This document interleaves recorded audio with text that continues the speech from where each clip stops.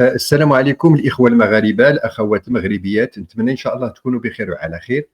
الإخوة الكرام، أرحب بكم في البداية، ونتمنى من الله سبحانه وتعالى أنكم تشاركوا هذا الفيديو هذا على أوسع نطاق، نظرا لما يحمله من معطيات جديدة.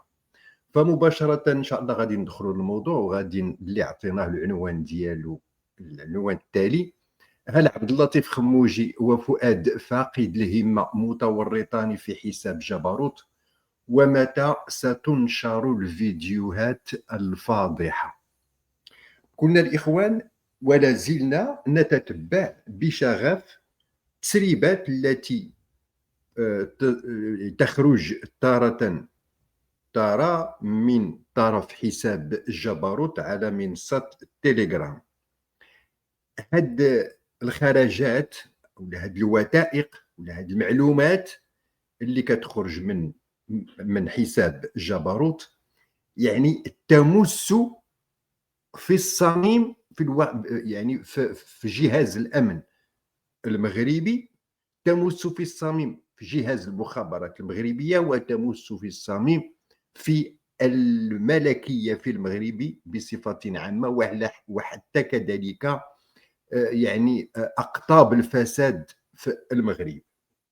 لكن السؤال أو عندنا مجموعة أسئلة بغينا نحاول إن شاء الله نشاركها معكم، ونحاول كل منا من موقعه أنه يبحث على جواب على هذه الأسئلة هذه النارية والحارقة اللي إن شاء الله غادي نطرحه الآن في هذا الفيديو هذا. أول سؤال وأخطر سؤال هو ماذا؟ لماذا جبروت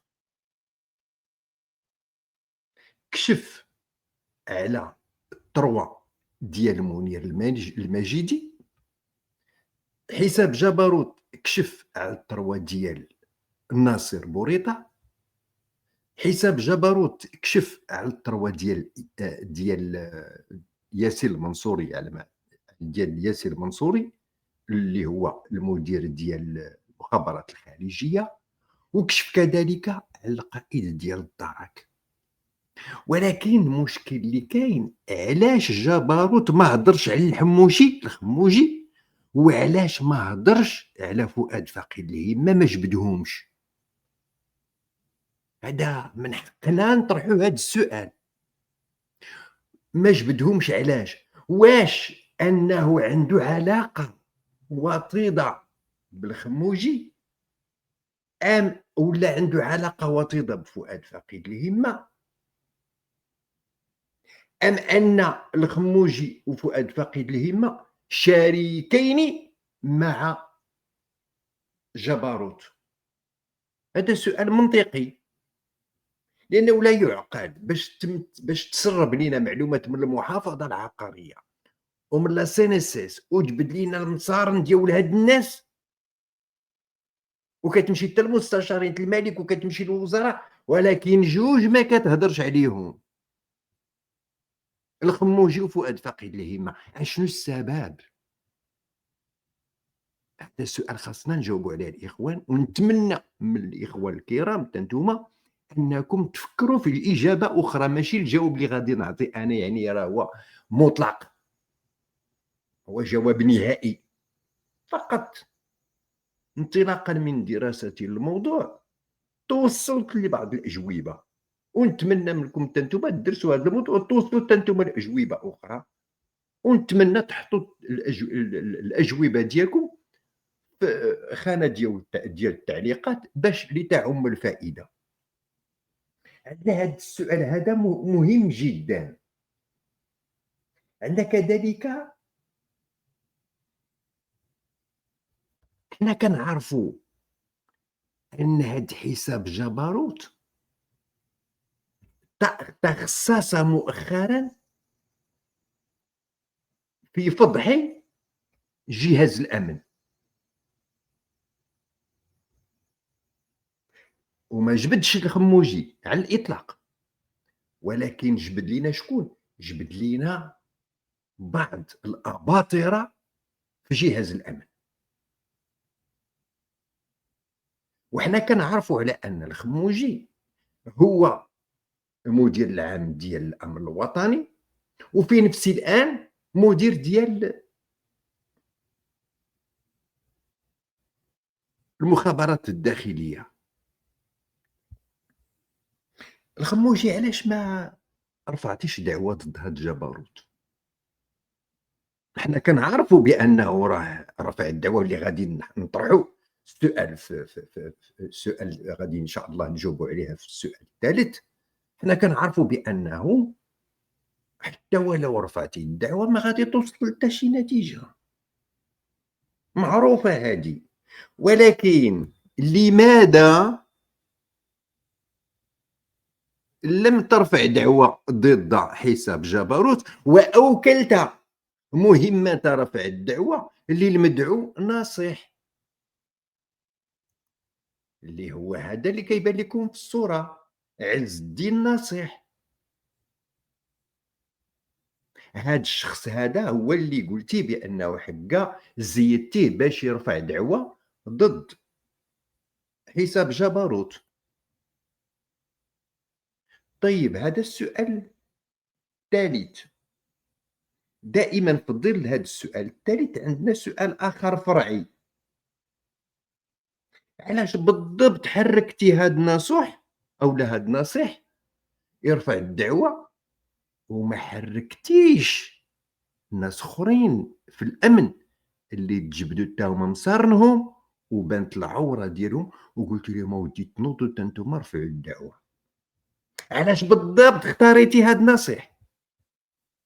وباش ناكد لكم الاخوان الفكره، هنا تيقول لك: وافاد بلاغ لقطب المديريه العامه للامن الوطني والمديريه العامه لمراقبه التراب الوطني اللي هو الخموجي بان القطب قرر توفير حقوق مؤازره لموظف الامن المعني وتمكينه من جميع الحقوق المرتبطه بمبدا حمايه الدوله الذي يقرره النظام الاساسي لموظفي الامن الوطني بسبب الجرائم التي تطالهم بسبب وظيفتهم أو أثناء ممارستهم لها. يعني ماذا؟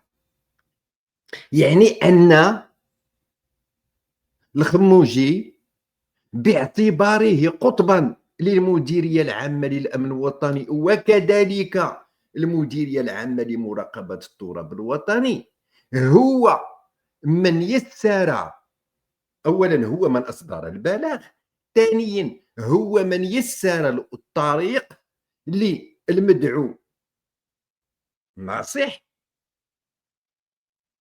باش يتقدم بهاد الدعوة أمام القضاء. أشنا هي التهم اللي توجهات لمنصة جبروت؟ وبحسب البلاغ تتضمن الشكاية التي تقدم بها موظف الأمن المذكور أمام الوكيل العام للملك العديد من الأفعال التي تنطوي على عناصر تأسيسية مادية ومعنوية لجرائم يعاقب عليها القانون، بما في ذلك التبليغ عن جرائم وهمية. هم دابا التهم تبليغ عن جرائم وهمية يعلم بعدم حدوثها، والقذف والإهانة ونشر وقائع غير صحيحة، هذه التهمة الثانية، وبث معطيات وهمية بغرض الإساءة لاعتباره الشخصي. يعني هنا كتجي كتقول لنا ودي بأنه مبدأ حماية الدولة. دابا حنا هاد المبدأ ديال حماية الدولة يلاه كيتجلى لينا في المدعو عز الدين ناصح. يلاه كيتجلى لينا هادشي في المدعو عز الدين ناصح، ما كيتجلاش لينا في التسريبات اللي ضربات وزير الخارجية في مقتل، نفس الشيء كذلك ديال وزير العدل، نفس الشيء ديال منير المجيدي، وكذلك بعض المسؤولين الامنيين اللي غادي نوقفوا عليهم التهمه وغادي نوضحوا لكم الخطوره ديال الانتقائيه اللي دار عبد اللطيف الخموجي ضد منصة جبروت. هذا السؤال الرابع.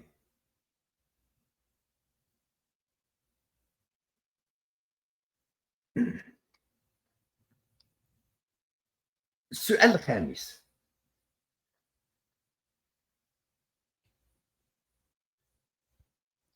هل التسريب الذي سربه جبروت والذي جعل عبد اللطيف خموجي يحرك البيدق المدعو الناصح عز الدين، واش هذا التسريب خطير هو اللي خلى الخطورة تاعته هي اللي خلات خموجي أنه يتحرك؟ واش كاين شي تسريب آخر خطير أخطر من هذا وما تحركش فيه الخموجي؟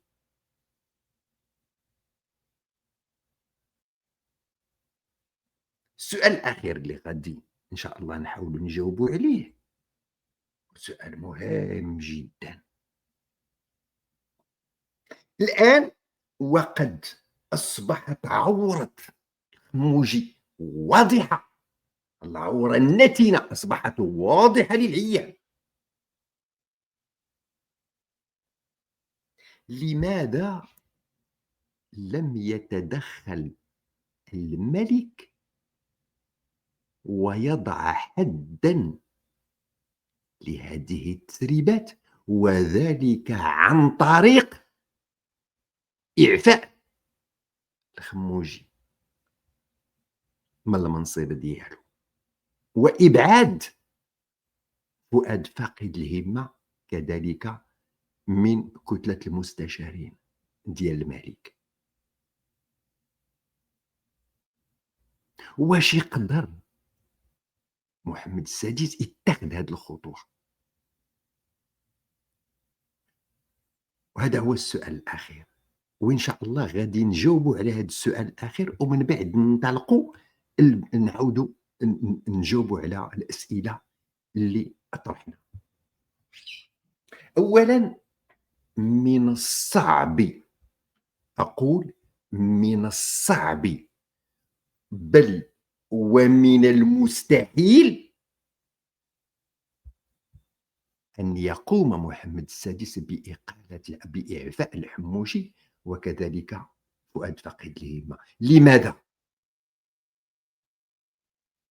لأن محمد السادس هو الآخر خائف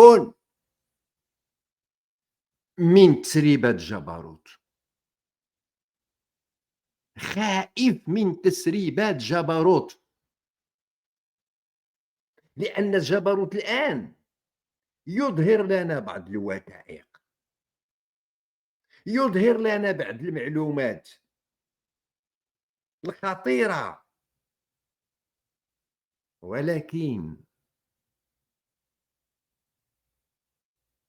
اللحظة اللي غادي يشوف جبروت بأنه الضرب بدا كيتعطاه مزيان، واللحظة اللي يشوف الخموجي وفؤاد فقيد الهمة بتم الإقالة تاعتهم ولا بيتم الإعفاء ديالهم من المناصب ديالهم، كونوا على يقين تام أن فيديوهات أبو زعيطر غادي تخرج، كونوا على يقين تام فيديوهات أبو زعيطر غادي تخرج، الفيديوهات ديال كاظم الصاهر مع أخت الملك غادي تخرج، وسيروا سيروا سير شحال الفيديوهات الجنسية الفاضحة غادي تخرج للعالم.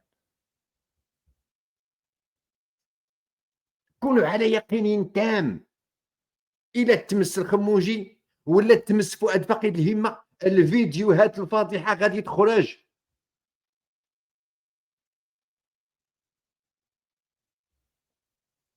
إذا هذا هو الجواب ديال هذا السؤال الأخير، ولكن نرجعوا نتحدثوا على الأجوبة على الأسئلة اللي طرحنا.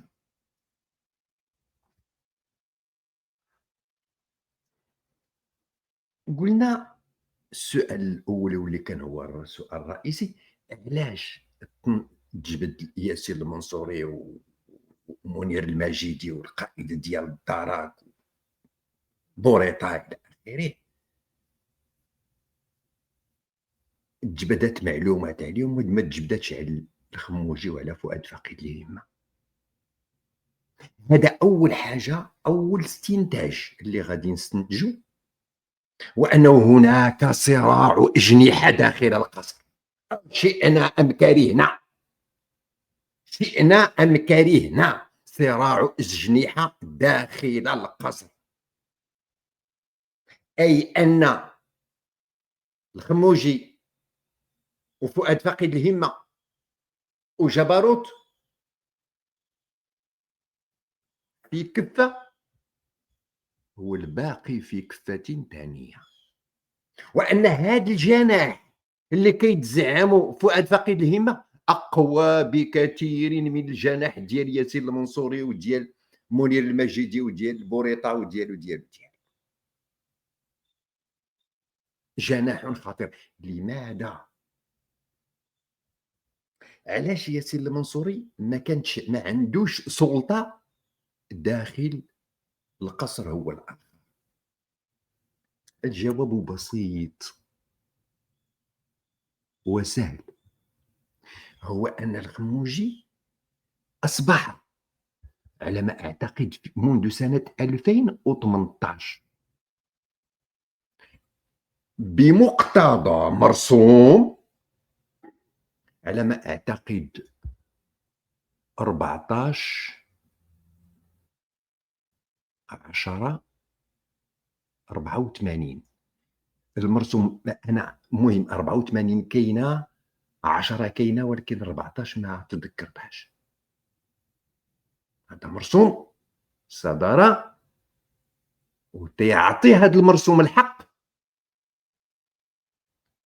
للخموجي باش هو اللي يولي مكلف بالامن ديال القصور، وكذلك ديال الاقامات الملكيه ديال العائله الملكيه كامله، ديال الملك والعائله ديالو، ولادو، خوتو، جدد، تصلته، اللي صبح مكلف بهم هو الخموجي منذ سنه 2018.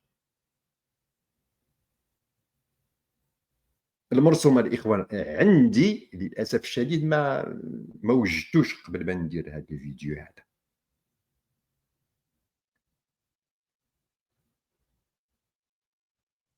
قبل من سنه 2018 اللي كان مكلف بالامن والحمايه ديال القصور كان هو الدارك. تصوروا معي انه بمجرد ما تنشر المرسوم في الجريده الرسميه وانتهت المده اللي خاصو اللي من بعد اللي مده شهر عاد يبدا هذا، تم اجلاء الدرك من القصر، واصبح الخموجي هو المتحكم. يعني هنا ياسين المنصوري تم ابعاده وتم ابعاد الدرك، واصبح الميدان فقط يتحكم فيه جوج الاشخاص، الخموجي وفؤاد فقيد الهمه.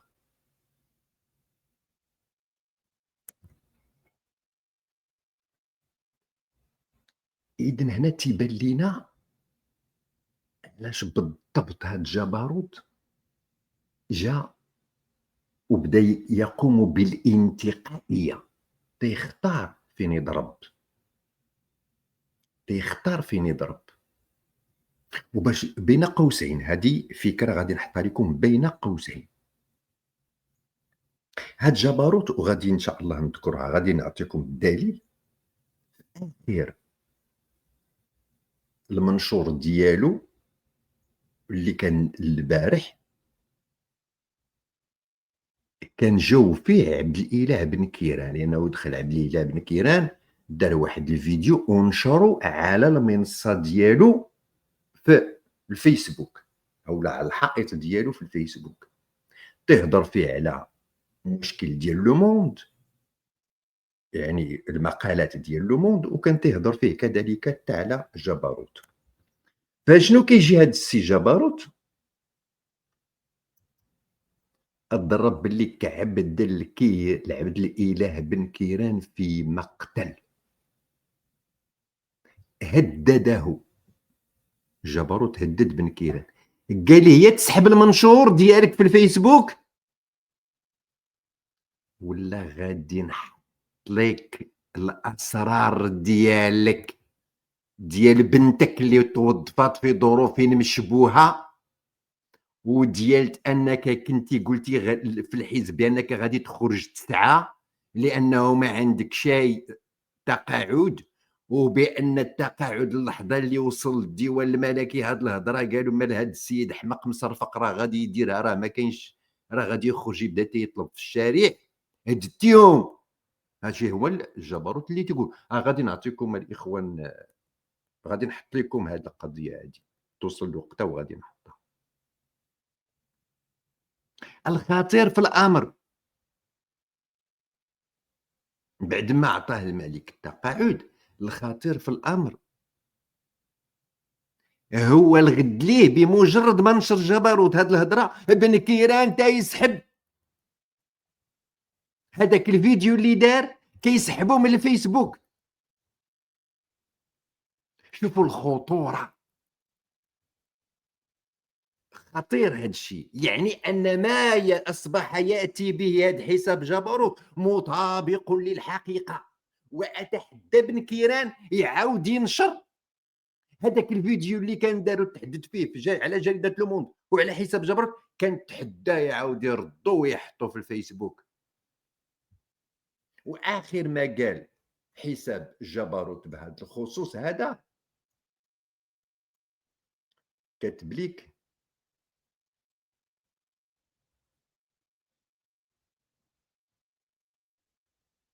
تيقول فيه على أن بعد ما حيد بن كيران الحساب ديالو، حيد الفيديو من الحساب ديالو، قال لك فقد علقنا، يعني ماشي ألغينا أو لا، علقنا النشر، يعني مادام هذا راه ما غاديش باقي يهضر على بن كيران. شوفوا الخطورة ديالت هاد الحساب هذا.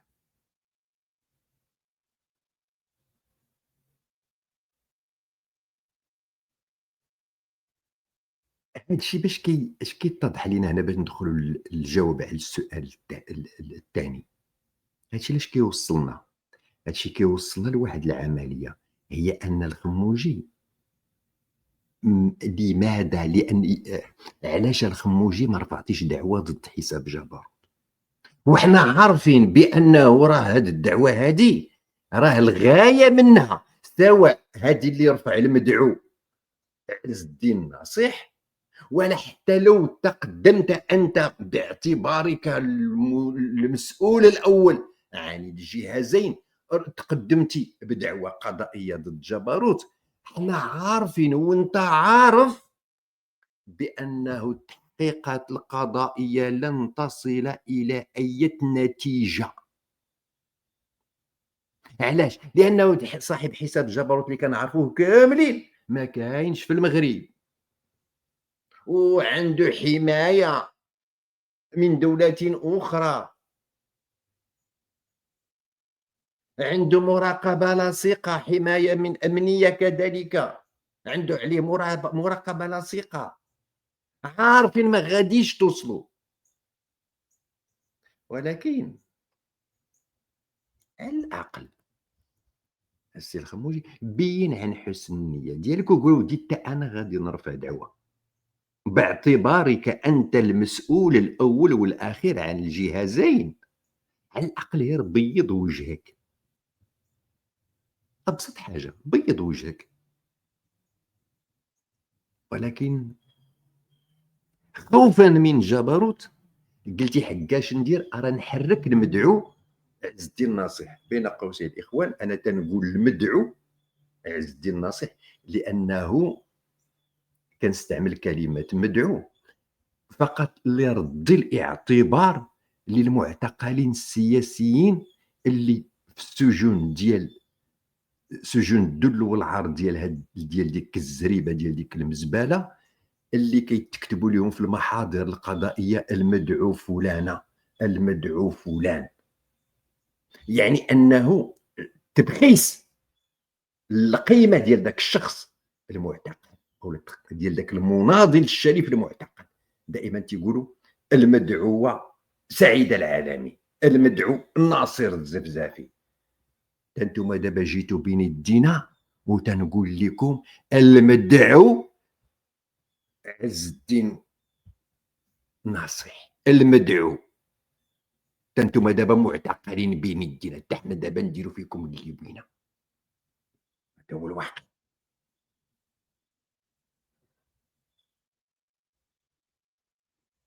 قلنا ما يمكنش الخموجي انه يرفع دعوى لانه بغى يبين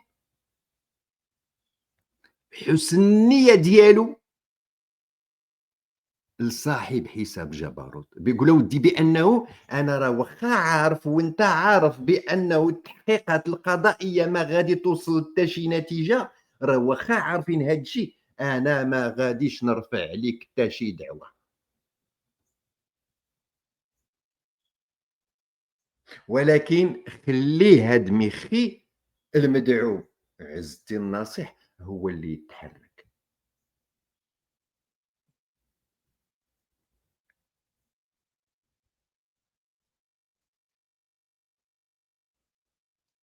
هنا الاخوان بغينا ندخلوا دابا للسؤال الاخر، وهو سؤال خطير جدا. فاش كيتجلى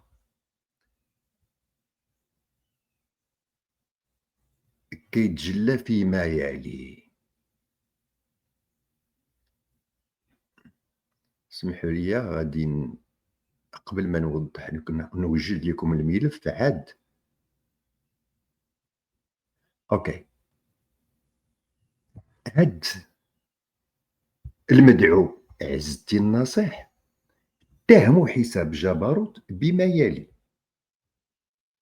قال له ودي بانه انت اللي كنتي كتدس داك الدواء اللي كيعدل من الهرمونات ديال الرجل وتيخلي الهرمونات الانثويه اقوى بكثير من الهرمونات الذكوريه. هذا الدواء كما قال لي كان تيتدس في الطعام ديال ولي العهد.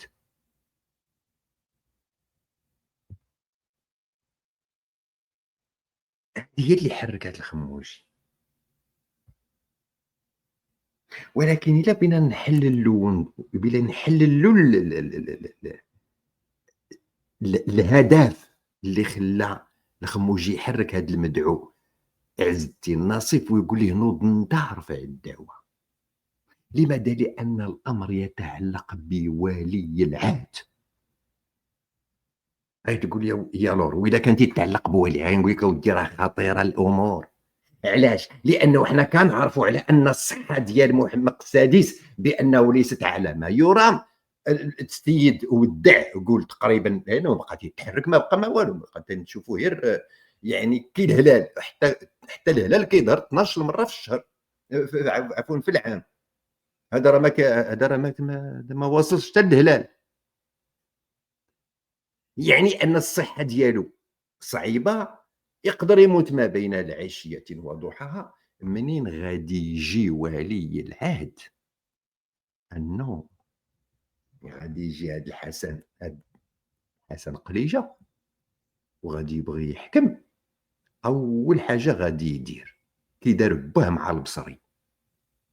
كان الحسن الثاني داير البصري حارس وكان تيجيب ليه الاخبار ديال محمد السادس. دابا بموجب ما ولا محمد السادس ملك جرى على البصري. نفس العمليه غادي توقع لخموجي. هذا هو السبب، لانه الامر يتعلق بولي العهد يعني بمستقبل الخموجي. فبغى يبين الخموجي لمحمد السادس وبغى يبين كذلك لولي العهد بانه هو بريء من هذه الهضره هذه. فاشنو قال؟ قال ارى نمشي للقضاء. وعلاش ما مشيتيش للقضاء والحال انه السيد شرق ليك يعني بين لك العيوب ديال المؤسستين اللي كتسير، وبين لك الفشل الذريع ديالك، ومع ذلك ما مشيتيش أنت ترفع دعوى علمًا بأن القانون يخوّل لك هذا الحق، يخوّل لك هذا الحق، يعطيك القانون هذا الحق، لأنك أنت المدير، أنت المكلف، أنت المسؤول الأول والأخير.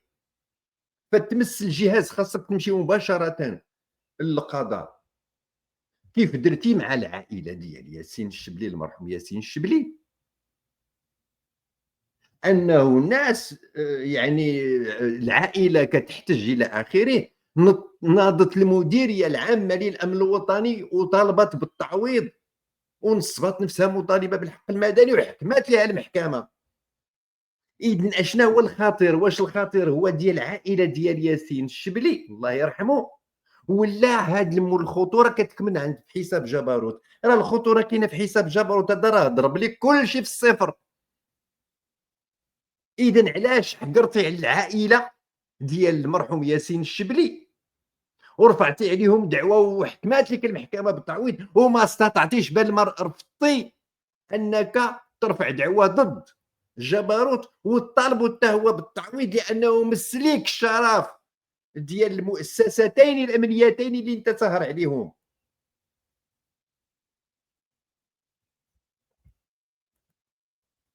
إذن هنا كتكمن الخطورة قلنا ديال التثريب اللي دار جبروت بخصوص هاد المشكل ديال ولي العهد. دابا غادي نجيو وغادي نتحدثوا على التسريب الخطير واللي الخموجي كان كيتحمل فيه مسؤولية كبيرة جدًا. خليوني نشارك معكم هاد التسريب هذا.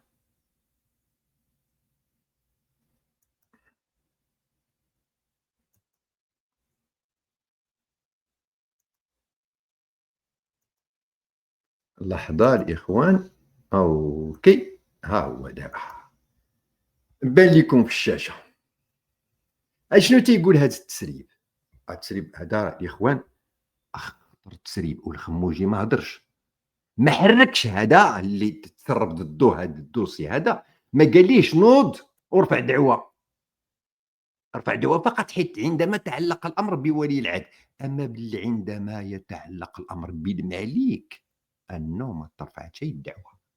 تيقول لك محمد راجي أحد أقوى الرجال المتنفذين في جهاز المخابرات المغربي، تحدث على الثروة ديالو وكيف أسس الراجي الثروة ديالو. وهنا غادي نجيو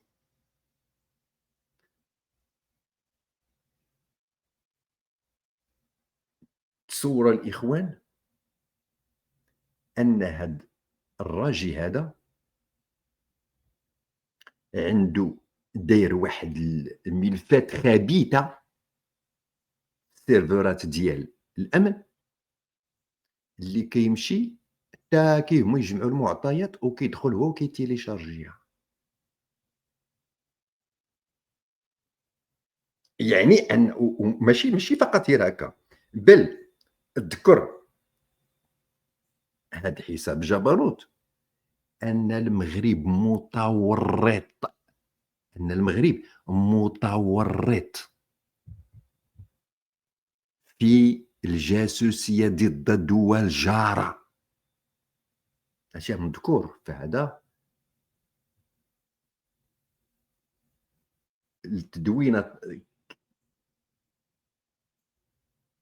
التدوينة طويلة بزاف، ما غاديش نقدر نقراها لأنه غيتاخذ ليا الوقت، ولكن اللي عنده التليجرام يدخل يتيليشارجيه ويقرا هاد التدوينة هادي، اللي كتبين لك بأن المغرب متورط في التجسس على دول جارة. كيقول لك اودي بانه هاد العصابه هادي ديال الخموجي وديال الرباعه ديالو تجسسوا على وزير ديال الداخليه، اخنوش وبناتو ومراتو الى اخره. واخطر وحتى حتى الملك نفسه وعائلته لم تسلم من تجسس جهاز مخابراته وبيع معلوماته. يعني ما بقيناش هنا امام جهاز، ولاو عندنا حنا عملاء للخارج. ها هما خدامين معاك في المغرب، ولكن كيتعامل عملاء في الخارج، يعني انهم كيبيعوا للخارج المعلومات التي تخص الملك والعائله ديال الملك. كيبيعوا المعلومات اللي كتخص وزير الداخليه، المعلومات، يعني الناس ما عندهمش شي حاجه سميتها حرام، كل شيء عندهم حلال في البيع والشراء.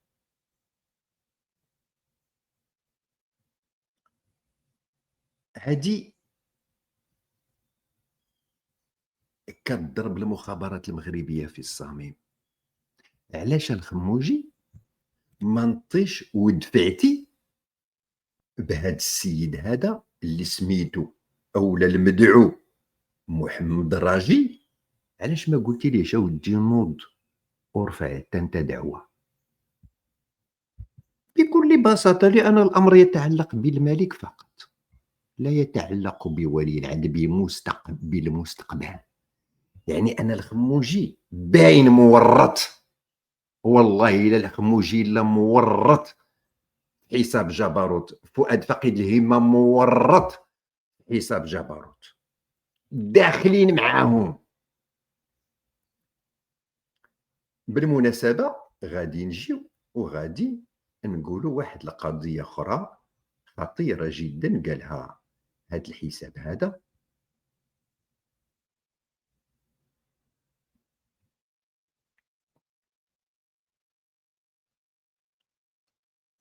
غادي يرجعوا لها دابا، يعطيوني واحد اللحظه.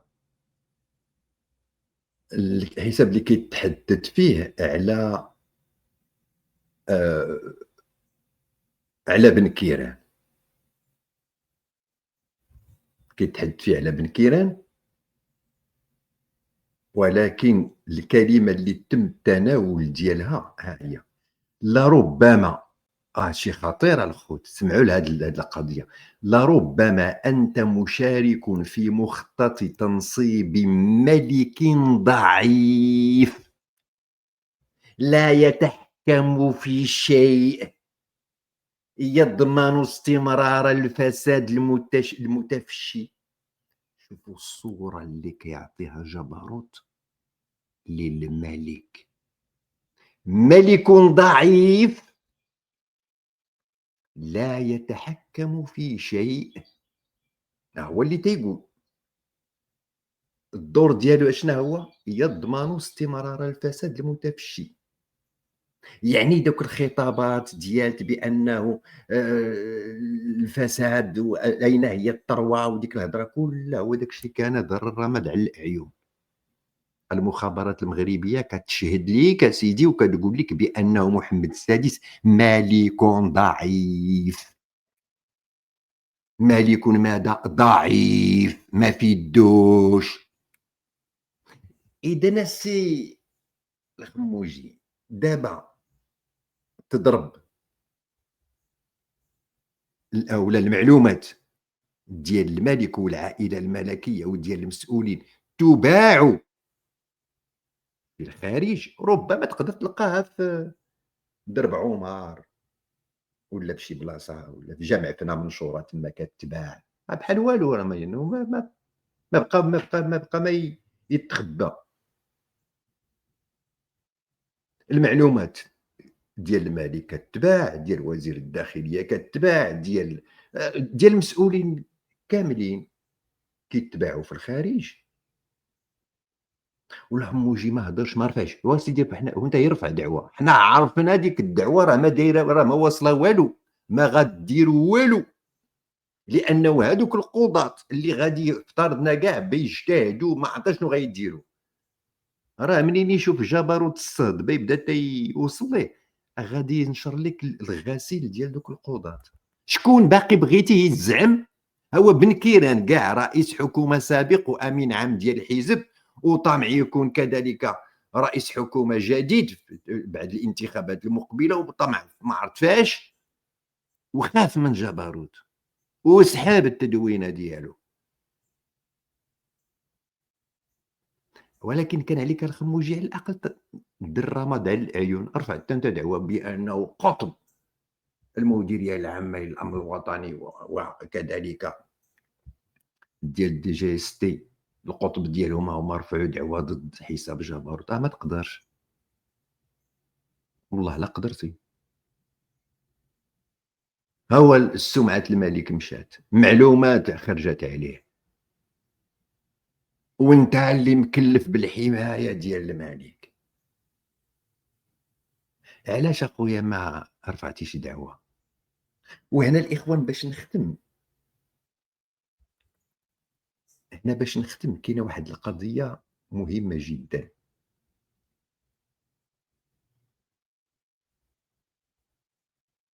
بلاتي قبل ما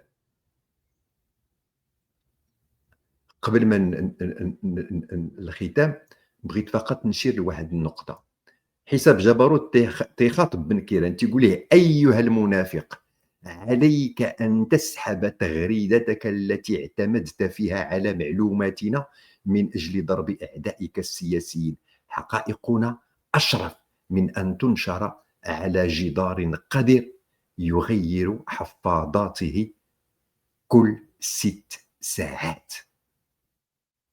وهنا كينوض بن كيران وتيحيد هذيك التدوينه، تيحيدها خوفا، وكان وسحب جبروت واحد، كان دارها وسحبها غير دابا. للاسف كان عليا ناخذ سكرين شوت، سحبها غير دابا. واللي تيقول لك اودي بانه علقنا هذاك الفضح ديال بن كيران لانه سحب، استجب للرغبه ديالنا. اذا كخلاصه، الكرة الآن في ملعب الملك، فلا يعقل باش يكون عارف بأنه أسرار وأسرار عائلته كتباع أونلاين تقريبا. دابا راه ولات أونلاين، اللي بغى شي حاجة يدخل لجبروت ويهز على علاش ما قديتي. واش علاش ما يتدخل محمد السادس ويرفع ويقيل ولا يعفي الخموجي وفؤاد فقيد الهمة؟ هذا لأنه يعني الأمر يتعلق به، أو لا أن محمد السادس خايف لا يخرجوا الفيديوهات الفاضحة ديال العائلة ديالو وديالو هو شخصيا مع أبو زعيطر، لأنه راه يستحيل يكون قاعد في الإقامة ديالو الملك ولا قاعد في القصر ديالو، سيما وأنه عاطي استوارة المخابرات اللي كتحرك في الأماكن اللي كيتحرك فيها محسن. راه يستحيل ما ديريوش الكاميرات، امبوسيبل. إذن كاينين فيديوهات فاضحة، وهنا تنقول اودي بانه راه اللي ولا يتحكم في المغرب جوج الناس، الخموجي وفؤاد فقيد الهمة. الاخوه الكرام، طولت بزاف، نتمنى ان شاء الله ما نكونش ثقلت عليكم. بغيت فقط نطلب منكم انكم تشاركوا على هذا الفيديو على اوسع نطاق. شكرا جزيلا لكم، استودعكم الله الذي لا تضيع ودائعه، والى اللقاء.